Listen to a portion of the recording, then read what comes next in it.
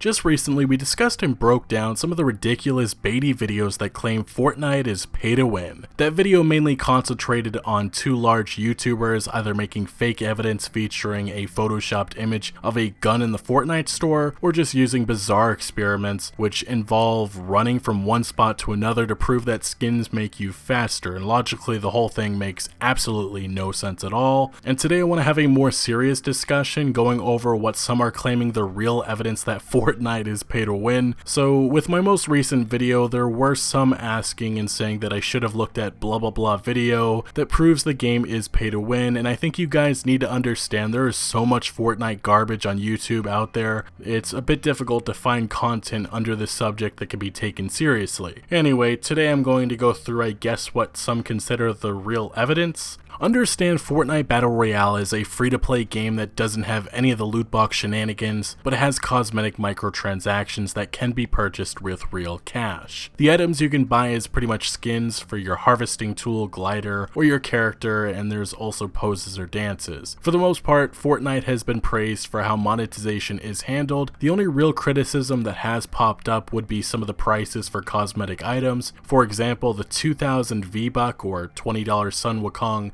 skin is a bit pricey. Same for the bottom feeder harvesting tool, which costs 1500 V-Bucks or $15, and it really is just a rusty anchor. Then you also have the Scarlet Defender outfit, which costs 800 V-Bucks and is just a retextured version of the default uniform. These items are all part of the cash shop and outside of the battle pass. The battle pass being a pass that is sold every season, which typically is about 2.5 months long, costing 950 V-Bucks.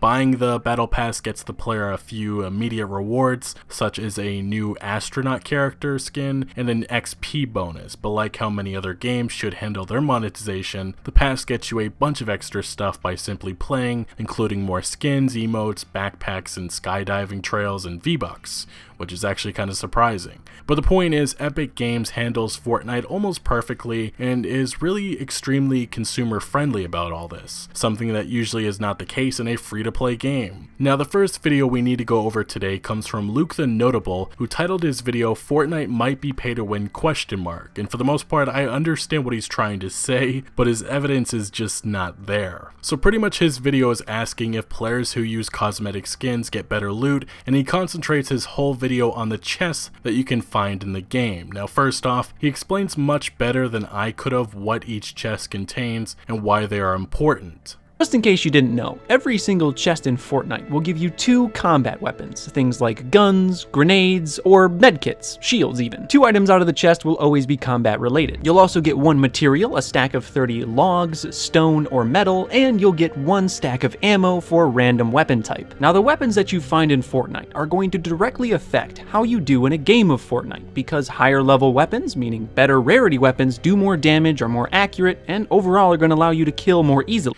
Right out of the gate, this video kinda doesn't make any sense considering you can find legendary or rare weapons outside of the chest all over the map, or by killing other players. Anyway, he continues onward and then discusses an experiment that he conducted which proves Fortnite is pay to win. And his experiment is opening 50 chests with a default uniform or an account that has not spent any money, and then doing the same with an account that has spent money on a battle pass and comparing the results. This is what he found with no money spent. Here's the graph for the first 50 chests I opened. Remember, no money was spent here. We have a fairly good distribution. 39% of my battle-related items were common, 31 uncommon, 21 rare, 7% were epic, and 2% were legendary. Now the next part is with money spent. But then if we look at the 50 chests I opened after purchasing the $10 battle pass, we see some interesting things here. First off, the rate at which I got commons and uncommons went down. Slightly, but it did go down. The rate at which I got rare battle items went up by about 2%, and I saw a massive increase in my epic and legendary drop rates. The rate at which I got epic weapons almost doubled, and legendary tripled. I think the drop rates for common, uncommon, and rare could almost be chalked up to just probability. I only opened 50 chests. We might see different numbers if I opened up 1,000, but it's hard to explain the massive increase in the drop rate of epic and legendary legendaries after purchasing the battle pass. See, there's a massive problem with this experiment, a few of them actually. He only opened 50 chests, and I believe this whole experiment in total is like 200, but he needed to open up way more, and other individuals needed to be a part of this for this to be taken more seriously. Now, I finally played Fortnite for the first time yesterday, and here's some of the results after opening 50 chests with money spent and with no money spent. If you look to the screen, you can see with no money spent I get similar results, and then with money spent I just couldn't stop getting legendary items, 99.9% to be exact.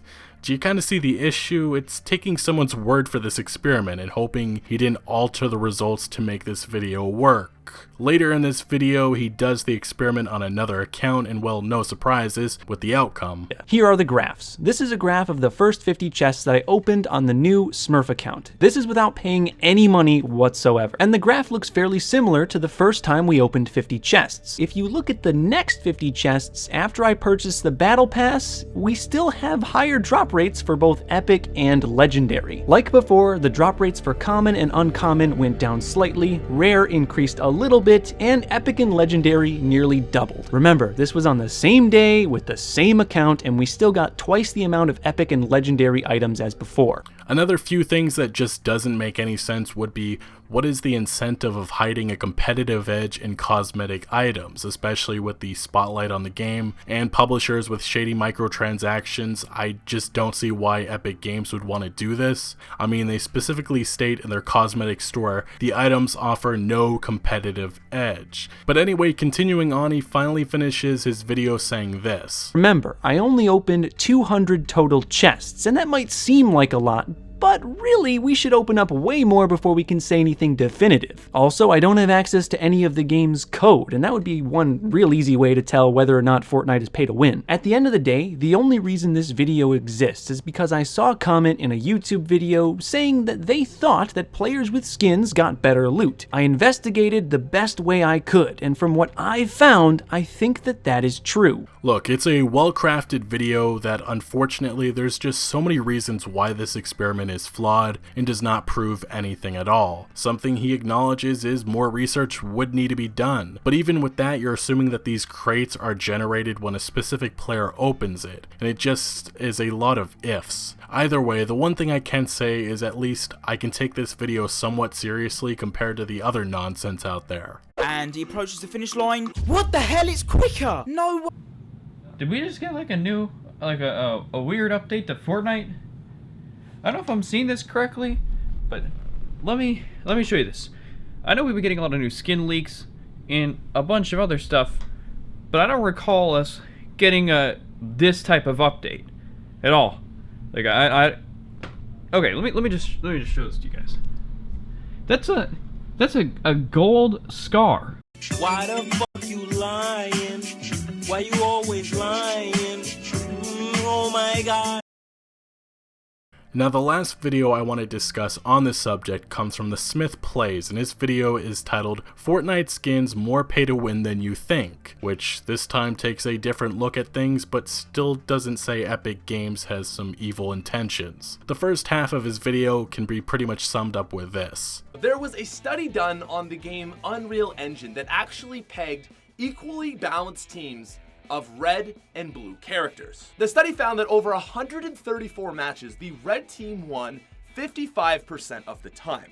And the most important thing about the study is that the teams were balanced and evenly matched throughout the entire study. The study essentially found that it didn't matter what players were on what team or who had the color. It was basically that if you had the red team, you had an advantage. So pretty much he's trying to use logic that is more relevant to maybe a game like Halo than to Fortnite, but next he tries to make sense of why this theory is relevant and makes Fortnite pay to win. Essentially, players in video games that wear red skins do better in aggressive games. So video games where you have to be very fast to make decisions, be aggressive, and create conflict, and basically just be dialed in, very, very sharp, very, very high pressure situation, you do better when you wear red. It's only a 10% difference between wearing blue, but I think any advantage that you could get would be good. Yeah, this certainly is what I can call a reach, and pretty much claims about every single game is pay to win in some sort of way. He then spends the remaining half of this video looking at, I feel like, most of the cosmetics in the game and trying to apply this red and blue theory. The second part is him just rambling about other colors and what he thinks stands out and doesn't stand out. But a few other dark skins that really stand out are obviously the Dark Voyager. Not only has it got that black, but it's the contrast with its orange on it. We've got John Wick, just completely dark and really stand out, especially in the daytime. And lastly, obviously, the Dark Knight. Some other skins that really stand out to me when I'm running around the game as the Cuddle Team leader, as well as the 2 new rabbits in the game. And a few other very standout skins would be the Burnout, the Shadow Ops, and the Elite Agent. Either way, this second video was pretty much a waste of time, and the argument he presents doesn't make Fortnite pay to win at all. It was simply a stretched out 10-minute plus video. Additionally, there are ways to play the game without paying anything, and still you'll be able to unlock some cosmetic skins, blue and red. Anyway, I'll finish this video by saying all the proof that I've seen is not proof. It's either people lying or reaching extremely far and stretching their videos out way too long just for the extra ad revenue. Fortnite has taken over the world, and I'm sure by next week there will be 30 more videos uploaded which make absolutely no sense, claiming Fortnite is pay to win when it's not. Let's put the tinfoil hats away and think logically for once, or you could always be like Ali A. Ready for this? But thank you for watching. I would love to know what you guys think of this quote-unquote proof in the comment section below. But if you did enjoy this video or found any informative value, make sure to leave a like, consider subscribing for more videos like this, turn notifications on so you don't miss out on any videos, and I'll see you later.